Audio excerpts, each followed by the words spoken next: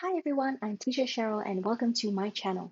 So in today's video, we are going to do a second mini vocabulary lesson. Before we start with the lesson, I'd like you to download the accompanying worksheet so that you can use it to follow along this lesson and also make any notes that you might need to. Okay, so let's get into it.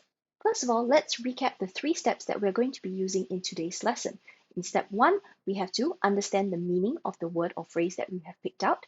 In step 2, we need to analyze an example. And finally, in step 3, we need to write a sentence. If you'd like a more detailed explanation of these 3 steps, please watch my previous video and I'll leave a link in the description box for you. So in this video, we are going to continue looking at this article from Channel News Asia, and it's titled Post PSLE, What if a 12-year-old wants an Instagram or TikTok account? I'm going to read this section of the article for you. Both of us are hesitant. A recent news report from the Wall Street Journal states 13% of British users and 6% of American users trace the root of their suicidal thoughts to Instagram, a study from Facebook's own internal research on its teen audience. About a third of the teen girls said Instagram made them feel worse about their bodies, leading the social media giant to conclude, "We make body image issues worse for 1 in 3 teen girls." The problems with teens and social media have been increasingly documented, with top concerns including that it commands too much of their time and attention and has negative impacts on a child's self-esteem and mental health. In a critical time of their life, teens are bombarded with posts which researchers say affect their attitudes and feed their anxieties. That doesn't sound very good, does it? I hope you've noticed that I've bolded a few phrases in this article. Trace the root of, body image issues, increasingly documented, commands too much of, and feed their anxieties. So what I'd like you to do now is to pause the video, read through the article again, choose one of the bolded phrases and apply the 3 new steps, and then share your answers in the comment box below. Alright, I hope you've done that, so let's get on with our lesson. We'll start off with step 1, which is to understand the meaning of the phrase. So I've picked the phrase from the first paragraph, which is traced the root of. So I'm going to break the phrase down into parts and try to understand the meaning of the words. Let's start with traced. According to the Cambridge Online Dictionary, traced means to find someone or something that was lost.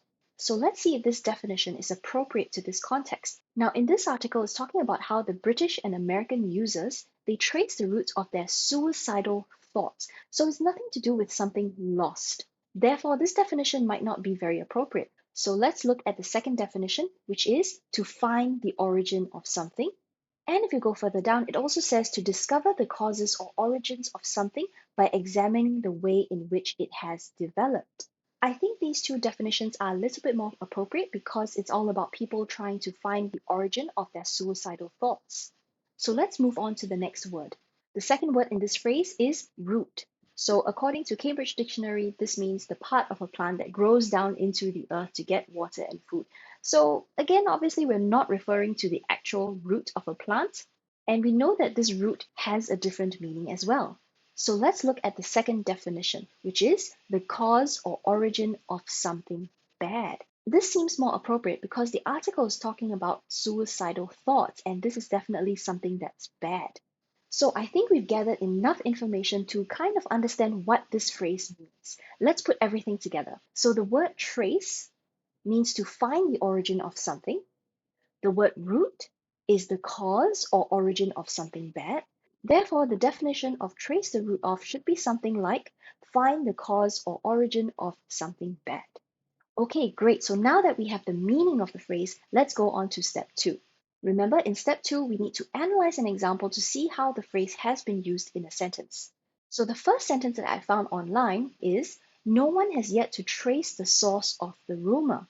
Notice what comes after the word trace, which is the source of the rumor. So we can see that we would use trace plus the noun of something after the word trace. Another example that I found is, we must get to the root of this problem. Again, notice what comes after the word root is of this problem. Okay, so you can see the structure is the roof of plus a noun that comes after that. So putting this all together, I'll start off with the phrase, trace the root of, and what should come after this phrase is a noun. All right, so let's go on to step 3. So in step 3, we need to apply what we have learned from steps 1 and 2 and create our own sentence. So this is paragraph 1 again. And remember, the structure of the phrase should be trace the root of plus a noun. So once again, I'd like you to pause the video here and think of your own sentence using this phrase. Once you've done that, share your answers in the comment box below. So hopefully you've done that. Now I'm going to share my sentence with you.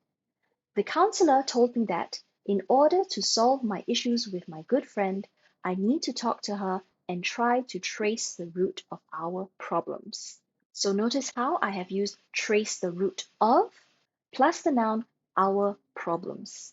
Great, so that is my sentence. Let's review the 3 steps again. Step 1 is where we understand the meaning of the word or the phrase. Step 2 is we have to analyze an example to see how the word or phrase has been used. And then step 3, we write a sentence, meaning we apply whatever we have learned from steps 1 and 2 to our own sentence.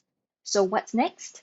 I'd like you to follow the same process using the 3 new steps that we just covered today, and apply them to the other 4 phrases in bold in this article.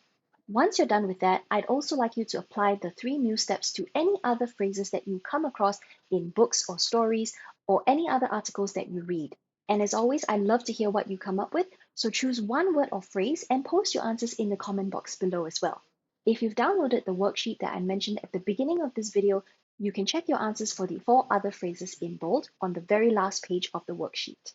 That's all for today's lesson. I hope you liked it. As always, if you found it useful, please give it a like and also subscribe to my channel for more videos like this. See you in the next one. Bye!